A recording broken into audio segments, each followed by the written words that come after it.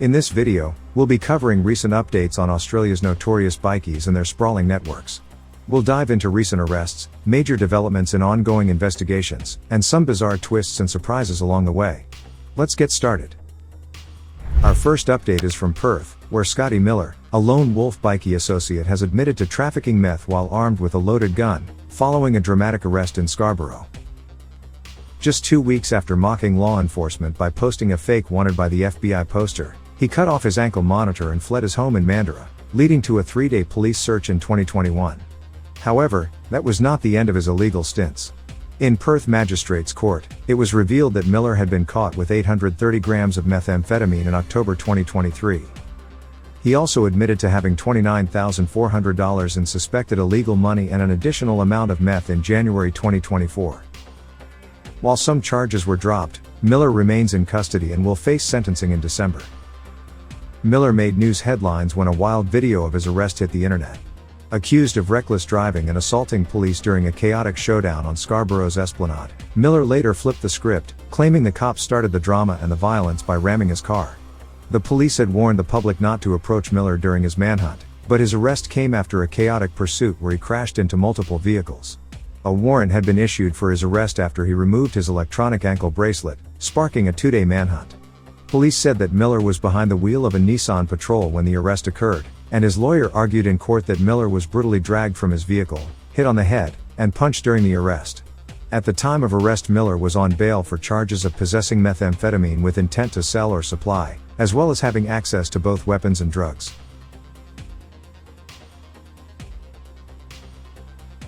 Our next update is from the Middle East, where kickboxer Salim Askna has relocated and opened an upscale restaurant in Abu Dhabi. Known for his connections with notorious figures like Comanchero Sergeant-at-Arms Tariq Sahed, Askna's move follows a 2023 arson attack on his gym in Dandenong. Askna has been spotted in Dubai with associates Khalil Papal and Idris Kayali. His new flash restaurant is named Huk Kabas and features live entertainment and lavish experiences including Middle Eastern food and shisha. While there's no suggestion of ongoing criminal activity, it is being reported that some underworld figures in the Middle East are reportedly unsettled by Askna's presence. In July 2023, Dandenong Gym, Fighters Express, was targeted in an arson attack. The fire resulted when offenders crashed a car through the front door and poured accelerant inside before setting it on fire. Police are still investigating potential links to Middle Eastern organized crime groups, following a series of firebombings in Melbourne. The fire caused extensive damage to the gym, although neighboring businesses sustained smoke damage. In July 2024, Skama Gym in Nair Warren, known for its mixed martial arts training, also suffered a similar significant fire damage. Firefighters responded to reports of a car fire, only to find the gym engulfed in flames. The blaze caused extensive damage. It is believed this gym too had links with Askna and the Comancheros MC. Our next update is once again about a boxer, this time 25 years old Nazir Hudara, who was arrested at Melbourne Airport while attempting to board a flight to Dubai. He was apprehended just before 6 a.m. and now faces charges for directing the activities of a criminal organization, possessing illicit tobacco with the intent to defraud revenue, handling proceeds of crime, and distributing e-cigarettes.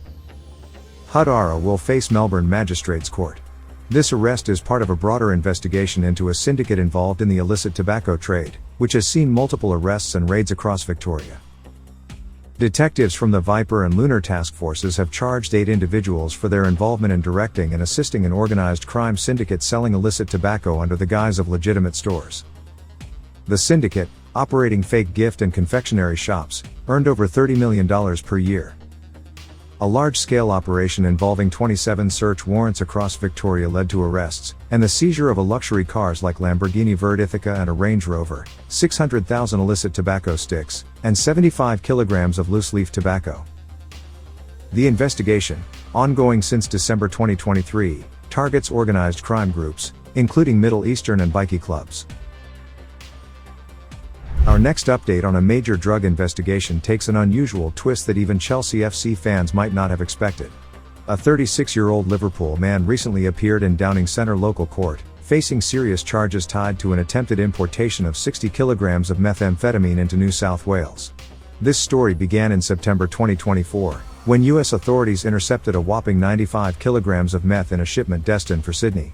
After removing the drugs from the cargo, US officials allowed the now drug-free shipment to continue its journey to Australia.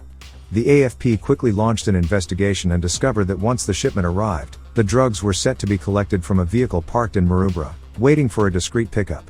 Following this in October, when AFP officers observed the Liverpool man approaching the vehicle in question, retrieving a key from under the bumper, entering the car, and preparing to leave.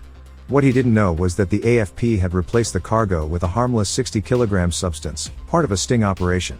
The man was arrested on the spot and now faces a maximum sentence of life imprisonment for attempting to possess a commercial quantity of methamphetamine. Following the arrest, AFP officers conducted further searches of his vehicle and home. They seized 3 prepaid SIM card packs, roughly $100,000 in cash, a phone, and an iPad. At his residence, investigators found small quantities of suspected drugs and a CCTV system, evidence that could deepen the investigation into his alleged involvement. But the real twist came with a separate drug bust that left investigators and Chelsea fans alike scratching their heads. In this second bust, AFP officers discovered packages of meth valued at approximately $55 million, each one stamped with a surprising logo, the face of Chelsea football legend Frank Lampard. These stamps, often used by criminal groups to brand their shipments, displayed Lampard in a suit, hand raised in a wave, an image traced back to his farewell lap at Chelsea in 2017. The AFP blurred the image and released footage, but keen online observers were quick to recognize the iconic midfielder. As investigations continue, the AFP is taking a close look at the web of networks involved with possible bikie and organized crime associations, though Chelsea fans can rest assured that their club legend's appearance in the operation remains purely symbolic, a quirk of criminal branding rather than any real connection.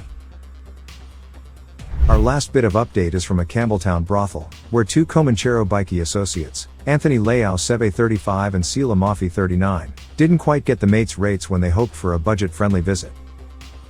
According to police, the duo arrived around 5 a.m., ready to negotiate a discount.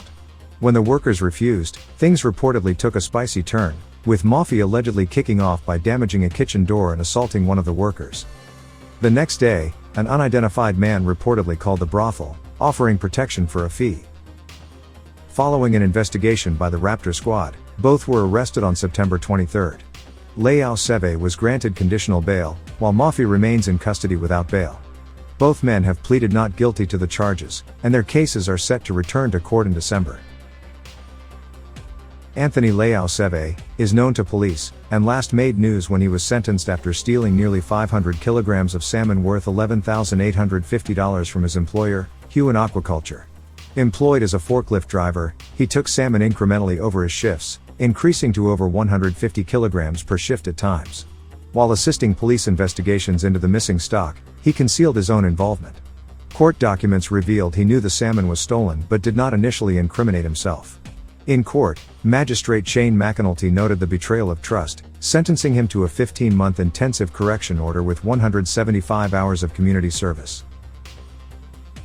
If you're looking for more thrilling and edgy bikie updates, don't hesitate, whack that subscribe button, spread and share the video, hit that like button, and drop your thoughts in the comments. And for the true grid Spartans out there, consider sending a super thanks or buy us a coffee to show some love. Your support keeps us going and the channel thriving, especially since most of our videos aren't monetized due to all the crime-related content. Stay tuned, stay curious, stay awesome, and take care. Wu-Tang.